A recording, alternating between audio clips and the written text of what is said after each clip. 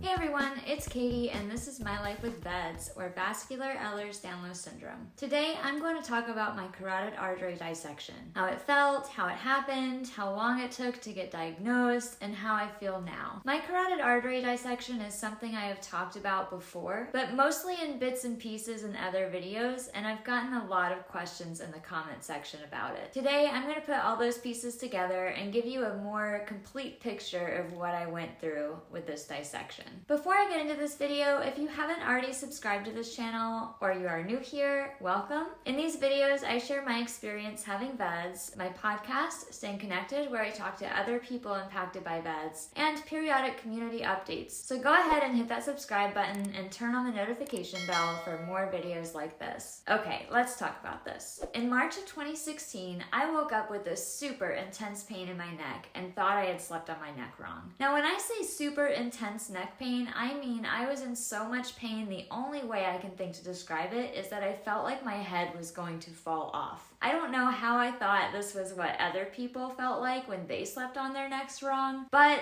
thinking that is what it was, I decided to try to push through it and go to work. I had a meeting that morning, which was just a phone call, and figured it would get better in a little while. I moved through this morning super carefully. I couldn't turn my head side to side because I was in so much pain. Driving to work was very painful, and when I got to my office, I had some icy hot on, I had taken some pain medicine like ibuprofen or acetaminophen, and had a heating pad on my neck too. And I will never forget this. My supervisor came in and stopped by my office on the way to his desk, and I remember turning my entire office chair to greet him because I was in too much pain to turn my head even a little bit. It was very unnatural, and when I told him I slept on my neck wrong, he was like, "Why are you here?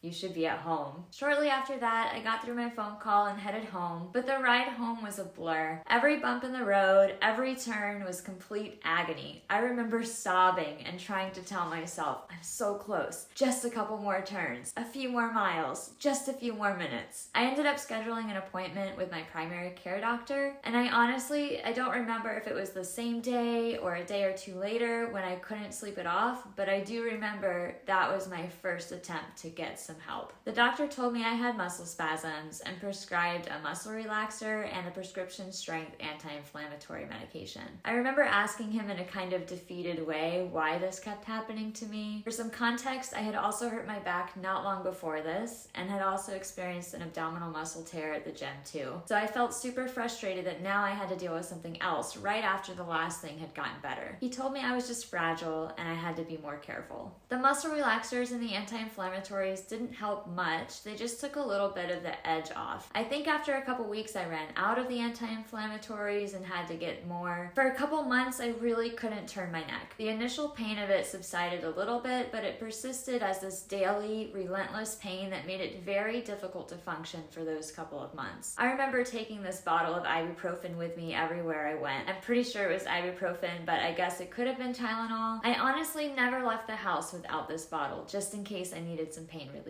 After a couple months, it did finally recover. I remember waking up not in pain for the first time in a couple months and being so relieved. I had this pep in my step that day. I turned on some music when I was getting ready for work. I took a shower, got dressed, and I was doing some final tidying before I left the house. I don't know about you, but I like to come home after work to a tidy house. I reached down to pick up a towel or blanket off the floor because my cat drags them around the house, and then bam, the pain was back again in full force. Very sudden, like this ripping, stabbing sensation. And again, it wouldn't go away. I got an x-ray at some point that didn't show anything, so I continued on trying to make it better. I started seeing a chiropractor. I continued to take that icy hot with me everywhere. And then one morning I woke up in that severe pain again, and the room was spinning, and I didn't feel like I could get up. I also felt nauseous. I called a family member to take me to the ER, and by the time she got there, the room had stopped spinning, but I was still in a lot of pain and was very scared. The ER took me back, and then the doctor came in, asked me what happened. I told her, and she told me I probably had sprained a muscle and to go home and take some Motrin.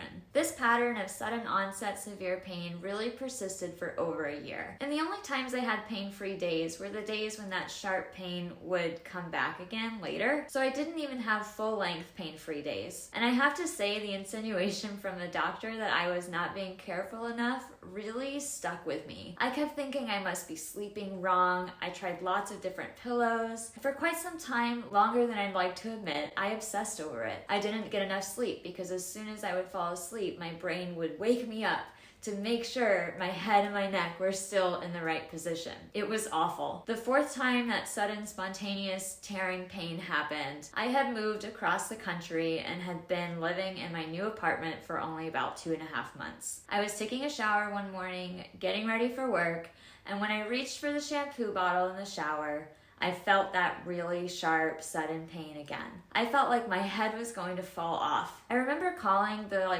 24-hour nurse line associated with my insurance to try to tell me whether or not I should go to seek emergency care. I was only about 2 months into a new job. I just remember talking to the nurse line, and when I told them what was happening, they suggested that I at least go to urgent care. So I did. And it was a really hard morning trying to get there. I drove down the street to the one that was closest to me, which was maybe a 1/4 mile away. And I had that same kind of feeling, like every bump in the road, every turn, every little minute motion or force on my body would make the pain so much more intense. But it turned out that the closest urgent care center wasn't open until 10 a.m. So I had to drive even further to the next one, another maybe mile or so away. By the time I got there, I was fighting tears, and the guy there, I think, prescribed me a muscle relaxer and an anti-inflammatory. I ended up at an orthopedic rapid care clinic not long after this when I was still in so much pain, and they did some scans which showed nothing. I got into physical therapy, which I was booted out of after 6 weeks because the physical therapist determined it wasn't helping. I had an MRI, which didn't show anything. I remember meeting with the doctor one morning when I was in so much pain and sobbing. And I remember him telling me there wasn't anything they could do for me. I saw a vascular surgeon and also had a nerve conduction test, both to rule out thoracic outlet syndrome. I was sent to a pain management clinic and started injections that didn't help. And I remember battling this feeling like I couldn't give up. But I also really wanted to give up because no one could find anything, and it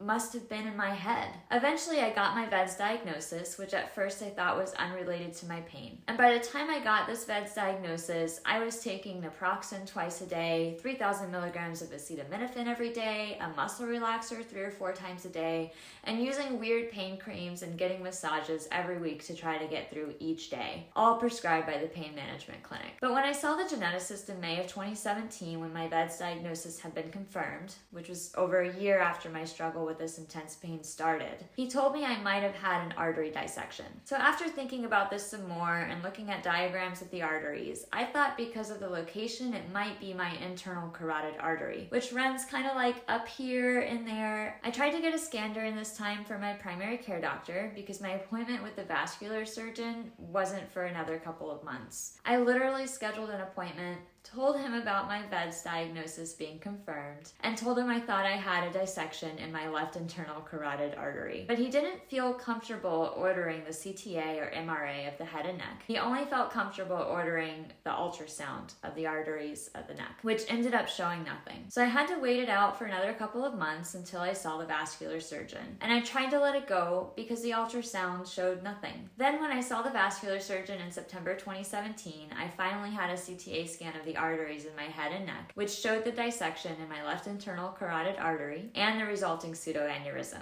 The pseudoaneurysm was inside the base of my skull, which is why it didn't show up on the ultrasound. The ultrasound couldn't see through the skull. The pseudoaneurysm is tiny and resulted from that tear in the artery wall, the dissection, allowing blood to flow between the layers of the artery wall and kind of balloon the tissue out. So kind of like an aneurysm, but it doesn't involve all 3 layers of the artery wall ballooning out, just the ones that didn't tear. When the pseudoaneurysm was diagnosed in September 2017, I felt so validated, and by this time I was finally feeling a bit better than I had been, which I think was because once I found out it could be a dissection, I stopped doing all of the intense stretching and everything I was doing that could have been making it worse. By September, I was still experiencing some neck pain, which would feel worse periodically, but looking back on it, it was more like this residual, chronic, musculoskeletal pain, rather than that sharp, sudden, intense feeling that I now know was a tear in the artery occurring. And I was having headaches sometimes behind this eye, but I had been attributing them to allergies, when really they could be attributed to the dissection as well. And I also get this kind of swishing sound sometimes, which also could be attributable to the pseudoaneurysm.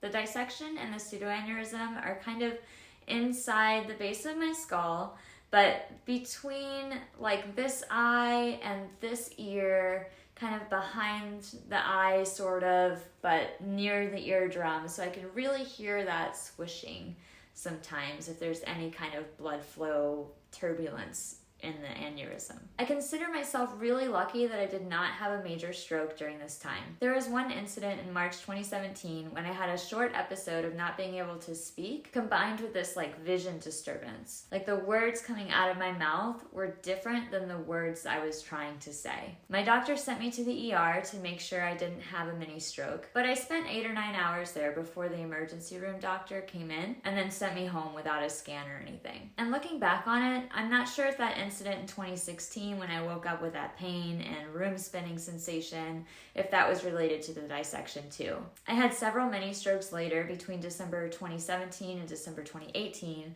and both of these two mystery incidents definitely share some similarities with the mini strokes that were confirmed. So I think it is possible. Since the pseudoaneurysm was diagnosed, I continue to get scans every year to make sure it isn't growing, and I'm very, very grateful to say it has been stable so far. I don't have that intense pain anymore associated with the actual tearing of the artery wall. I just continue to have musculoskeletal pain in my neck and my shoulders, sometimes headaches behind my left eye still, and that swishing sound periodically in my left ear. And it turns out I was doing nothing to cause the dissection, which was a really freeing realization. When I realized I wasn't sleeping on my pillow wrong, I was finally able to sleep through the night again, which in turn I think helped kind of relieve some of the pain too. I've learned since then that sometimes dissections like these are spontaneous events for people with VEDS, and that was a hard thing to come to terms with, but it was also something that helped me move on from blaming myself for the pain. I hope this video helped explain what I went through with that dissection.